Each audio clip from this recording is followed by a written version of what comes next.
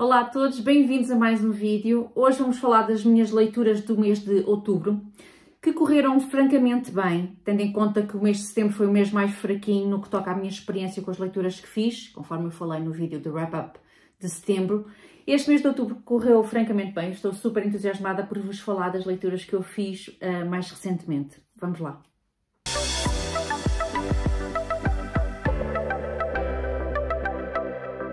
Então vou começar com uma obra que eu comecei em setembro, mas concluí em outubro, que é da autora portuguesa Catarina Gomes. Foi este Terrinhas, o primeiro romance da autora.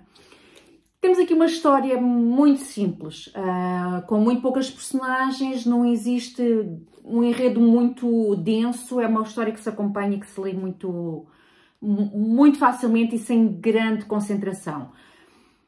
É uma história que gira em torno de uma família, a filha, o pai, a mãe e a avó, são estas as quatro personagens centrais, mas nós vamos acompanhando basicamente a vida da filha. Ela é uma jovem filha única que cresceu a ir visitar muito regularmente os pais disparado, a avó. Ela ia com os pais visitar a avó, que morava na aldeia de Arro, porque a avó era família, não é? A avó vivia sozinha, já era viúva, e eles faziam estas visitas muito regularmente, e o que ela recorda de forma mais vívida era a quantidade exorbitante de batatas que trazia sempre lá, batatas que eram plantadas pela avó, e que a avó oferecia, e que eles traziam para consumir só eles os três, e que acabavam por se estragar, e ela fala de todo o processo que existia em torno daquelas grandes sacadas, por aquelas grandes sacadas de batatas em casa e como é que as batatas eram armazenadas, enfim.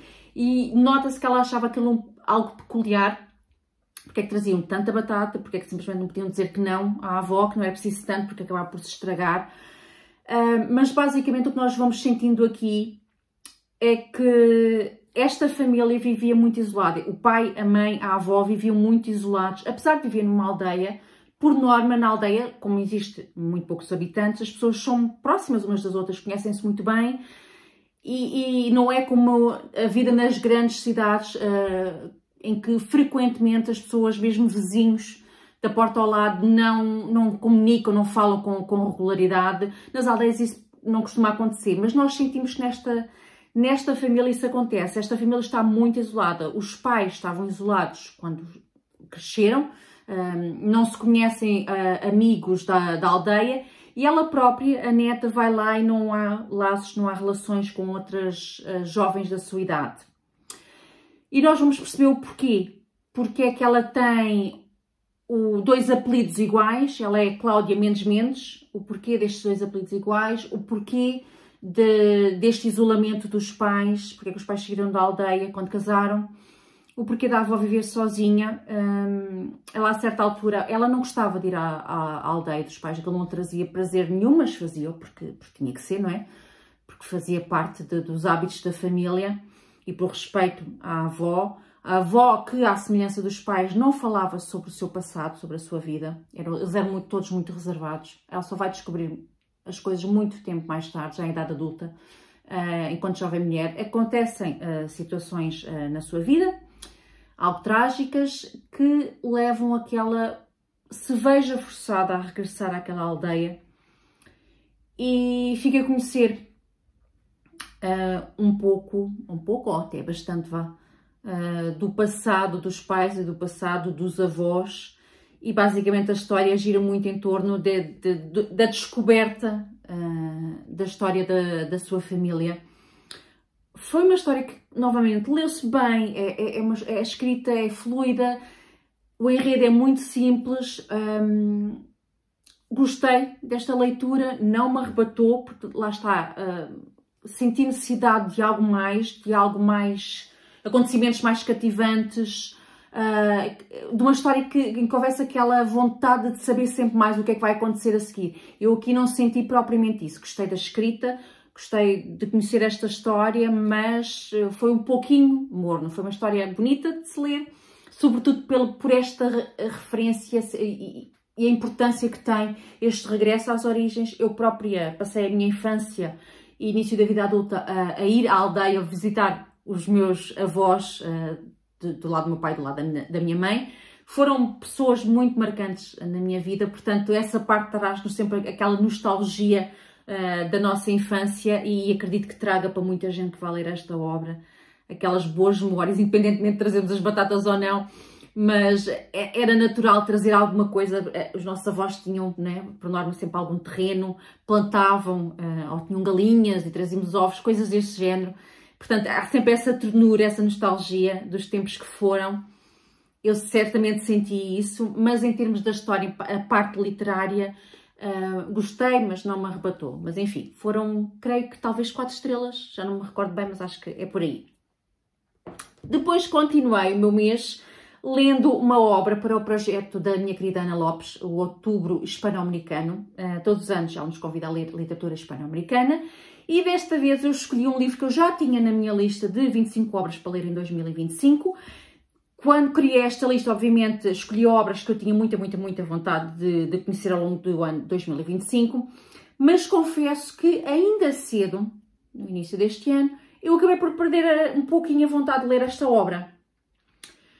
E eu acho, quase com toda a certeza, que essa perda, não total, claro, porque acabei por ler, mas parcial de vontade de conhecer esta história, e falo do Limpa, da Alia Trabuco Zeran, uma autora chilena, deveu-se ao facto de esta obra a contar a história de uma empregada interna, né? E dá para perceber pela capa que a história terá a ver muito provavelmente com uma empregada, pela indumentária.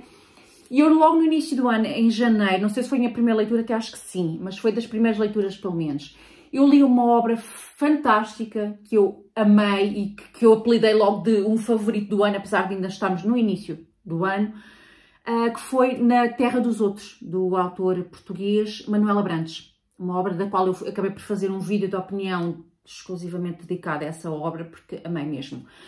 Fala-nos de uma mulher que nós vamos acompanhando desde que tem idade, ainda era menor de idade. Ela vai trabalhar para a casa de um casal, de uns senhores, como empregada interna, e nós acompanhamos a vida dela inteira. E é fantástico a história, o denso enredo, a escrita, é tudo fantástico. E eu pensei, esta vai ser algo semelhante, então não me está a apetecer muito, porque a outra já foi tão boa.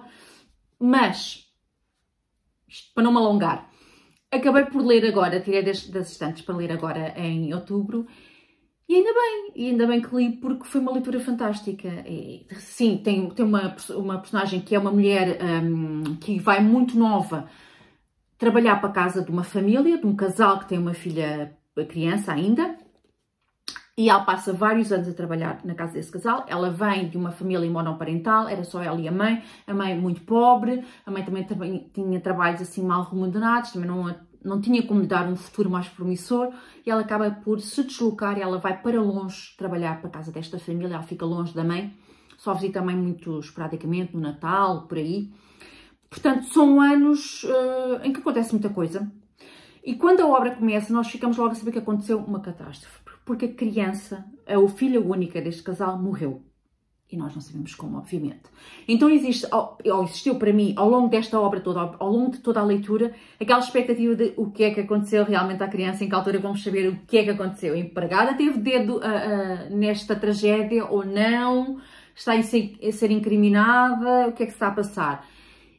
Essa parte agarrou-me do princípio ao fim. E depois foi sobretudo, a história é muito interessante, ela contar vários momentos, vários episódios da vida, uns episódios que talvez nos pareçam mais relevantes, outros menos relevantes para a tragédia, mas que fazem parte da experiência dela com este casal. O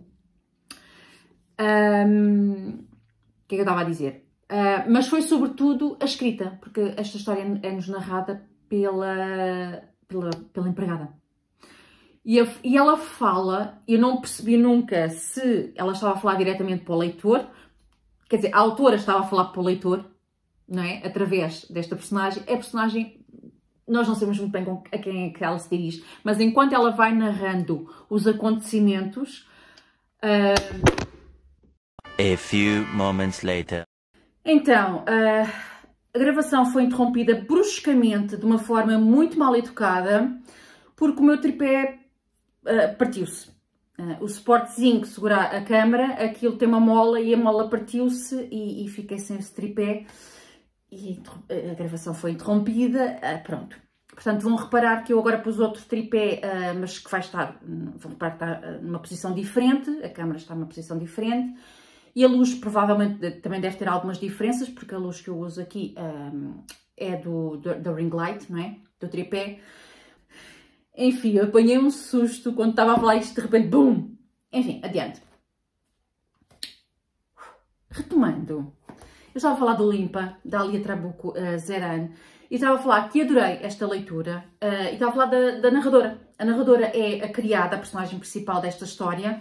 Nós ficamos a conhecer a história toda apenas pela perspectiva da criada, mas é uma perspectiva muito interessante. Eu estava a dizer que ela dirige-se, muitas das vezes ela está a contar a história, eventos passados, e ela dirige-se a alguém que nós não sabemos exatamente quem é. Talvez, eventualmente, ela tenha sido detida depois da morte da criança, não sabemos muito bem, e esteja a falar com os detetives, com a polícia, mas também sentimos que é a autora a falar diretamente connosco, não é? Quando ela diz coisas como, começa a descrever eventos que teoricamente se calhar não são muito relevantes, mas ela diz, não, eu sei o que é que vocês estão a pensar, mas espera aí que eu tenho que contar isto, porque isto é importante, pode não parecer, mas é importante, e começa a contar a história. E tem várias interjeições deste género ao longo da obra, e eu achei isso maravilhoso. A escrita é fantástica, eu senti-me o tempo todo super agarrada a esta história, gostei imenso da criada. A pessoa está sempre naquela de ela é boa pessoa, não é boa pessoa, mas pareceu-me sempre boa pessoa, então criei esse laço com a criada, aquele dó, por assim dizer, dela, pronto, ter nascido na pobreza, não conseguir visitar a mãe com regularidade, enfim. Super, super, super recomendo esta obra para quem ainda não a leu. Amei, amei, amei, amei. Um dos favoritos do ano, gostei mesmo muito. Depois, outra obra de que também gostei imenso, de uma autora moçambicana, Prémio Camões 2021. Eu li O Alegre Canto da Perdiz, da Paulina Chiziane. Okay. Esta é uma história muito diferente, é uma história que eu não senti enquanto estava a ler, durante ali os primeiros 60% talvez da obra, não senti aquela coisa, o que é que vai acontecer, o que é que vai acontecer. Não existe muito isso. É muito uma obra de mensagem. É uma obra que existe dentro do contexto do colonialismo. Nós temos como personagem principal uma mulher negra que vive obcecada com a cor da sua pele. Ela não gosta nada de ser uma mulher preta e ela quer ter filhos mestiços, ou seja, filhos com um homem branco. E ela acaba por conseguir isso. Ela dá para perceber que ela é uma mulher da vida. Então ela acaba por ter relações e ter filhos, tem 2 filhos com um homem branco, um homem que parece ser uma pessoa extraordinária, que reconhece os filhos como seus, que os trata bem, que os deixa bem na vida, porque ele é um homem com posses, não é? Ela não fez filhos mestiços assim com um homem qualquer.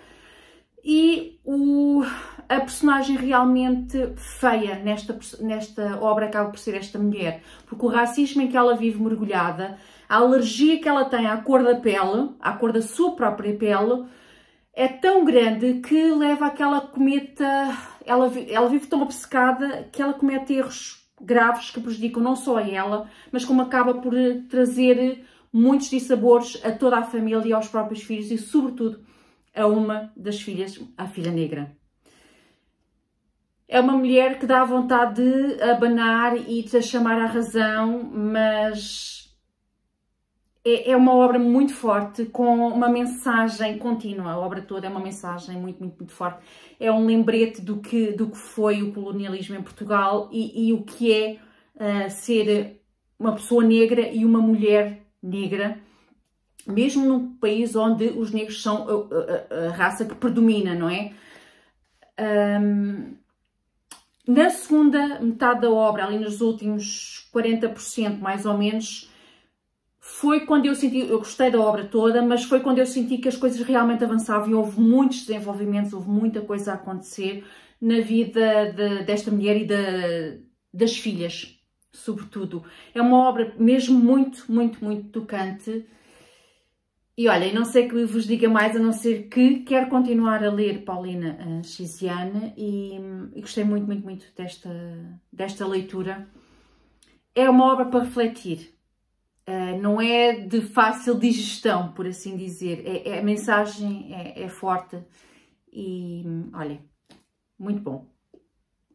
Depois, finalmente, eu tenho que acabar este vídeo, porque entre o tripé partir, a mensagem de que estou sem bateria, mensagem de que estou sem armazenamento. Olhem, já aconteceu tudo, portanto eu nem sei como é que este vídeo vai ficar no final, mas vocês tenham lá paciência, não é? Mas pronto, olhem. Hoje não foi um bom dia para gravar claramente, porque está a acontecer tudo. Entretanto já pus a carregar, mas enfim, não deverá ir abaixo, mas enfim. Vou ter que fazer alguns cortes na edição à conta destes disparates todos. Enfim. Última obra deste mês de outubro foi esta coletâneazinha muito pequenina, de contos, tem 6 contos, todos eles muito pequeninos, obviamente, porque a obra é pequena, a fonte é bastante generosa, as margens são enormes, a mancha gráfica é mais ou menos isto, não é? Portanto, são histórias muito pequenininhas. Chama-se Vou Mudar a Cozinha, do Onjaki, o escritor angolano. Portanto, este mês teve 2 obras de autores do Spalop, que eu quero continuar a ler e a conhecer mais, sinto que conheço muito pouco. Mas em relação a esta obra, foi a pior leitura do mês de outubro. Começo por aí. Os contos são todos muito diferentes uns dos outros, mas têm em comum terem mensagens que não são claras à primeira leitura. Tem que se fazer uma leitura muito atenta, ler palavrinha a palavrinha, interpretar cada uma das frases, porque é mesmo na base da interpretação. Não está aqui uma mensagem muito clara, muito direta. A papinha não foi feita para o leitor nesta obra, nestes contos. Não foi. Eu senti necessidade, muitas das vezes, de voltar atrás e ler o conto todo de novo, devagarinho, com muita calma, para perceber o que aqui estava. E confesso que mesmo assim não me encheu as medidas. Não houve um único conto que eu desse mais do que 3 estrelas. Eu classifiquei-os individualmente, avaliei-os individualmente. Houve contos que eu cheguei a dar 1 estrela. E foi entre 1 e 3 estrelas. De facto, não amei. Tive muita pena. Eu gostei muito do romance Bom Dia Camaradas, do Onjaki, que li, já não sei quando exatamente, mas acho que foi este ano ainda. Gostei imenso, imenso, imenso. Da mensagem, da narrativa, da história, das personagens, gostei imenso. Desta coletânea de contos, nem por isso. O conto maior envolve um padre e uma mulher que se vai confessar inúmeras vezes a esse padre. E são histórias um bocadinho... São cruéis, são violentas, um bocadinho, algumas assim, um bocadinho para o macabro. Não há aqui nada feliz. E de facto há pouca história. Apesar de haver mensagem, é para subentender, não há grande história e foi isso que ficou aqui a faltar. Enfim, é isso que eu tenho a dizer sobre esta coletânea de contos. E foi isso, as minhas 4 leituras. Uma delas já iniciada em setembro, mas tudo bem. Deste mês de outubro, espero que tenham gostado deste vídeo, apesar dos contratempos. Digam-me tudo no campo dos comentários se já leram alguma destas obras, se gostaram ou não, se querem ler, se têm na vossa TBR alguma destas obras. Falem comigo nos campos dos comentários, no campo dos comentários. E fiquei sem espaço de armazenamento, mas muito obrigada por terem assistido a este vídeo até ao fim. Partilhem este canal com os vossos amigos e colegas livrólicos e nós vemos no próximo vídeo. Beijinhos, boas leituras, até à próxima.